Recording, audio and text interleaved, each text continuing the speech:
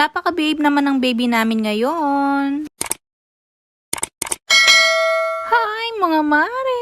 Bago nga kami matulog ni Baby Dylan, nagtupi muna ako ng nilaban ko hahapon. Naku mga mare, sobrang behave nga ng baby namin. Tapos nga nung patutulugin ko siya mga mare, ayaw niya ngang magpababa. At saka milagro nga mag-aalas 7 na at hindi pa nga inaantok ang baby namin. Ilang beses ko nang sinubukan na ibaba siya sa higaan mga mare, mayat mayan nagigising siya. Abay namimiss yata ng baby na to ang karga ng mama niya. Natutuwa nga ako sa batang to ngayon, parang ang matanda na siya. Alam niya yata may ginagawa ako kaya behave lang siya sa higaan. Pag nga pinapansin ko siya, doon lang siya nagpapabera. Pagkagising nga namin ng umaga ay nag-tummy time na naman kami. Gustong-gusto nga niyang ginagawa ko to pag umaga, parang exercise na nga din niya. Ginigising na nga namin yung kuya niya dito dahil nga mag-aalas 6 na at ayaw pa niyang magising. Pagkatayo nga ng kuya niya, sumabay na nga din ng Papa Choy. Nilabas ko na nga din yung Baby Dylan habang nga hindi siya muryot. Ayan nga, sabay-sabay kaming nagkakape. Natapos nga kaming nag-almusal, dito lang siya sa stroller niya. Gusto na nga niya, pag sinasakay namin siya dito sa stroller niya, medyo nakaangat yung likod niya. Pagkatapos nga namin nag-almusal mga mare, nilapag ko nga lang siya dito sa higaan, tapos nga nag-ayos ako dito sa kwarto namin. At tingnan niyo naman kung gaano ka-behave yung baby namin. Iniintay ko nga lang siyang antukin dyan mga mare para nga isakay ko na siya sa duyan niya. Tuwing umaga kasi, iidlip pa siya bago nga siya maligo. Nagkwentuhan lang kami ng saglit dito mga mare at inantok na nga yung baby. Pero bago ko nga siya sinakay sa duyan niya mga mare, binusog ko muna. Wala nga kaming kasama sa bahay niyan mga mare, buti na lang at behave yung baby. Pumunta kasi sa Tiangge si na bunso, tapos nga si Tita Pe ay may klase. Tapos umalis naman si Papa Choy dahil may trabaho daw siya, tapos pumasok naman ng panganay ko. Alam ata ng baby na to na kami lang dalawa dito sa bahay kaya hindi niya ako pinahirapan. Pagkatulog niya nga dyan mga mare, nagwalis nga ako dito sa bahay tapos ngayon nagsaing ako. Dito na nga yung araw sa kwarto namin pero tulog pa siya kaya hindi ko na siya pinaarawan. Ano naman sa baby na to napuyat talagang ang sarap ng tulog niya. Sinasanay ko nga siyang wag na munang iduyan para nga maiwan-iwan ko siya. At nung nga maiwan ko siya mga mare, kinusot ko nga itong damit niya at natapos ko din. Katapos ko nga kinusot yung damit niya mga mare, nakapaghugas na din ako ng bote. Mayat maya nga sinisilip ko siya sa kwarto, baka nga nagigising na. Nagawa ko pa nga nakapagsaing pero hindi pa din siya gising kahit na nga hindi dinuduyan yung duyan niya. Maliligo na din sana ako pero pagkakita ko siya kanya dito sa duyan, gising na nga. Pero tignan niyo naman yung baby na yan, kahit nga nagising, walang muryot dahil nga busog siya. Dahil nga nakamod pa siya dyan mga mare, hindi ko pa nga siya kinuha sa duyan tapos nga inayos ko yung pampaligo niya. Nung naayos ko yung pampaligo niya mga mare, kinuha ko siya ng damit sa drawer niya. Tignan niyo naman yung ginagawa niya. Ito nga yung sinasabi ko sa inyong malapit na siyang dumapa. Kakahabol niya nga sa kamay niya, ganyan nga yung ginagawa niya. Pag minsan na sobrang gigil niya sa kamay niya, inadata-bata talaga niya yung likod niya. Hindi mo na talaga maiwan na walang kasama tong baby na to, talagang gugulong dito sa kama. Pinagpahinga ko nga lang siya ng konti dito para maliguan ko na. Habang nga nagpapahinga siya, yan nga, kinukuskus ko yung mga bote niya.